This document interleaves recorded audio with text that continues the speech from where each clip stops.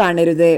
ക്യാൻസറിനെതിരെ ജീവിതത്തിലെ ഏറ്റവും വലിയ പോരാട്ടത്തിലൂടെയാണ് ഇപ്പോൾ രേണുസുതി കടന്നു പോകുന്നത്. രോഗവിവരം പുറത്തു വന്ന നിമിഷം മുതൽ തന്നെ ആയിരക്കണക്കിന് ആളുകളാണ് പ്രാർത്ഥനയുമായി ഒപ്പമുണ്ടായത്.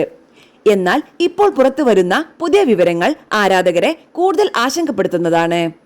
നിലവിൽ രേണുവിന്റെ ചികിത്സയുടെ പ്രധാന ഘട്ടമായ കീമോതെറാപ്പി ആരംഭിച്ചിരിക്കുകയാണ്.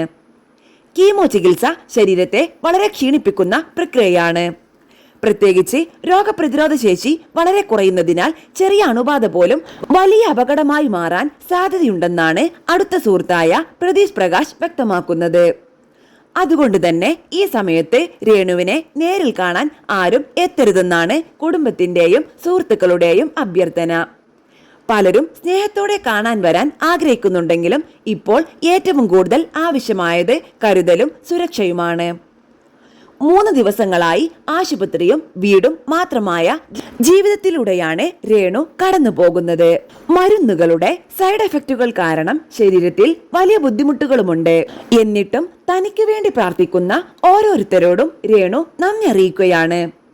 നിങ്ങളുടെ പ്രാർത്ഥനകൾ കാണുമ്പോൾ രോഗം പകുതി കുറഞ്ഞ പോലെ തോന്നുന്നു എന്ന രേണുവിന്റെ വാക്കുകൾ കേൾക്കുന്നവരുടെ മനസ്സ് നൊമ്പരപ്പെടുത്തുന്നു. സോഷ്യൽ മീഡിയയിൽ പലപ്പോഴും വിമർശനങ്ങൾ നേരിട്ട ആളായിരുന്നുവെങ്കിലും ഇപ്പോൾ രേണുവിന് വേണ്ടി ഒരുമിച്ച് നിൽക്കുകയാണ് മലയാളികൾ. രാഷ്ട്രീയം, മതം, അഭിപ്രായ വ്യത്യാസങ്ങൾ എല്ലാം മറന്ന് ഒരു മനുഷ്യ ജീവിതത്തിനായി പ്രാർത്ഥിക്കുന്ന കാഴ്ചയാണ് ഇന്ന് സോഷ്യൽ മീഡിയയിൽ കാണുന്നത്. ഈ സമയത്ത് നമുക്ക് ചെയ്യാനുള്ള ഏറ്റവും വലിയ സഹായം ആശുപത്രിയിലേക്ക് പോകുന്നതല്ല, പകരം അവർക്കായി ആത്മാർത്ഥമായി പ്രാർത്ഥിക്കുകയാണ്. ഒരു സന്ദേശം, ഒരു പ്രാർത്ഥന, ഒരു നല്ല വാക്കുപോലും വലിയ കരുത്തായി മാറുന്ന സമയമാണിത്.